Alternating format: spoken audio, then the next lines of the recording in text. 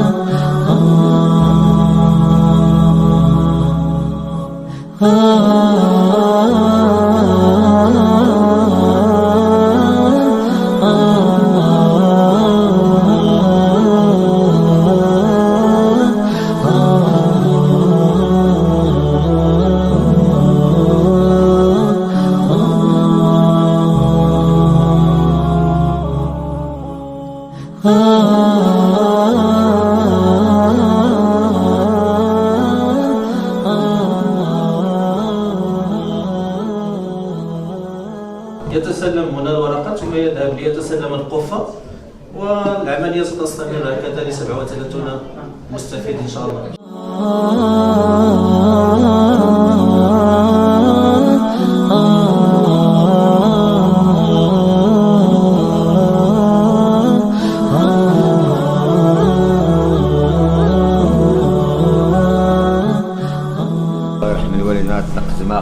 الله يرحم الوالدين، الله يجازيكم بخير.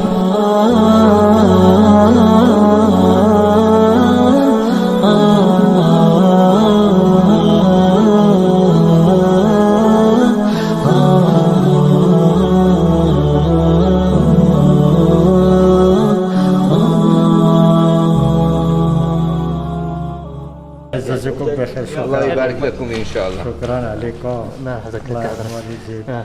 حيدتينا بعدا شويه ديال المعاناه وخير.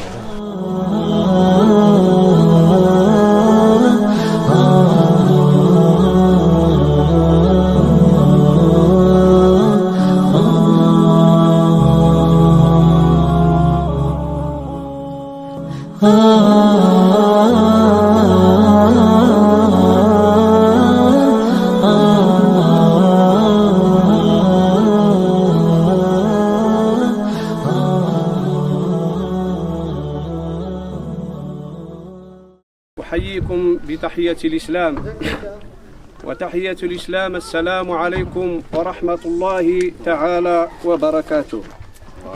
أيها الإخوة الأكارم، أولا أهنئكم كما أهنئ نفسي وأهل القرية بهذه النعم التي أنعم الله بها علينا على يد هؤلاء الوجوه النيرة وهذه الصفوة الخيرية. فبهذه المناسبة أصالة عن نفسي ونيابة عن ساكنة فريل أتقدم بالشكر الجزيل والثناء الجميل لجمعية أولاد الخير الذين قاموا بإنجاز هذه الأعمال الصالحة وهذه الصدقة الجارية. لا يشكر الله من لا يشكر الناس. شكرا لأنكم أحييتم الأمل في قلوبنا، شكرا لأنكم زرعتم الرجاء في مرابعنا، شكرا لأنكم أدخلتم السرور والفرح. جزاكم الله خيرا، ونسأل الله تبارك وتعالى أن ينصر بخفايا نصره المبين مولانا أمير المؤمنين جلالة الملك محمد السادس نصرا عزيزا. اللهم هيئ لنا من أمرنا رشدا، اللهم اغفر لنا ولوالدينا وللمؤمنين يوم يقوم الحساب. اللهم اغفر لأمة سيدنا محمد صلى الله عليه وسلم. اللهم لا تدع في مقامنا هذا ذنبا إلا غفرته، ولا مريضا إلا شفيته، ولا مسافرا إلا بلغته، ولا هما إلا فرجته، ولا حاجة من حوائج الدنيا والآخرة إلا قضيته بمنك وكرمك يا أرحم الراحمين يا رب العالمين. سبحان ربك رب العزة عما يصفون، وسلام على المرسلين، والحمد لله رب العالمين. هنيئا لكم. الله يجازيكم بخير، الله يرحم لكم الوالدين. تعتق ما غاكون يعتق ربي يكون ولا انا يعتقل او يجي ربي البركه خصحنا ولا تروان. الله يجازيكم بخير، هذيك السكن ديالنا مزيان، الله يرحم الوالدين، الله يجازيكم بخير. السلام عليكم. ربي والدينا يحسن ربي يحسن ربي المحسنين. كل من كان ميكولا كي البركه يدا اسيق الله ربي يحمد ربي الوالدين. نكتنا غير قيضه نزريكي الحمام نزريكي سميد هكا تعتق ما سلوزا يكون يعتق ربي احمد ربي الوالدين. سامحه تاع بزاف، سامحه تاع ونجازا ربي الخير، الله يرحم الوالدين. مني قال ميكولا كي قال اش يجازا ربي الخير، سامحه تاع بزاف بزاف بزاف. اللي كي تفكر عادي ما كاين اللي تعتق ما غنتمون غصماد حاولي جزا ربي الخير، الله يرحم الوالدين، لا كلني ولا كلشي ما يتزن. السلام عليكم. كنبغي نشكر جمعيه ولاد الخير وجمعيه يفوري للتنميه والمحافظه على البيئه، كنبغي نشكرها بزاف، وهاد الناس كاملين ديال الدور كنبغيو نشكروهم، حيت مع هاد المبادره الطيبه اللي دارتها جمعيه الخير وهاد البرد وهاد الشتا اللي جايه في الطريق، كنشكرهم على هاد البيوت اللي عطاو الناس، وكان الصراحه كان فرق كبير بين الخيام وهاد البيوت، راه كان فرق كبير، وكنبغيو نشكرهم بزاف ونعاودوا نتوجه الشكر لجميع المحسنين. السلام عليكم، الله يرحم لكم الوالدين، الله يجزيكم بخير. هاتي تاع قماغز لو صميد تكرفس غلميكا غير كتغاخت فيها من الخيرات، الله يرحم لكم الوالدين، كرمتونا الله يكرمكم. راه عندنا الدراري الصغار ملي عطيتونا هاد المواد الغذائيه، الله يرحم لكم الوالدين، الله يجزيكم بخير. السلام عليكم، الله يرحم الوالدين، الله يجزيكم بخير. تكشمنا غوصميد نتكرفس كليولا تروان تاسقنا كنياس قربي، الله يرحم الوالدين، الله يجزيكم بخير. دعونا نرحم ربي الوالدين. شكرا. نحتفل اليوم بتدشين بيوت متناقلة تبرع بها مجموعة من المتبرعين والمساهمين، وقد كانت مناسبة لتخفيف آثار زلزال الحوز، حيث استفاد تقريبا ما يناهز 37 أسرة من هذا العمل الخيري، بالإضافة إلى قفف يعني مواد غذائية يمكن أن تساهم في تخفيف هذه المعاناة. نشد على أيديهم خاصة جمعية الأمة وجمعية أولاد الخير الذين شرفونا بحضورهم وباهتمامهم بساكن الدوار إيفورين.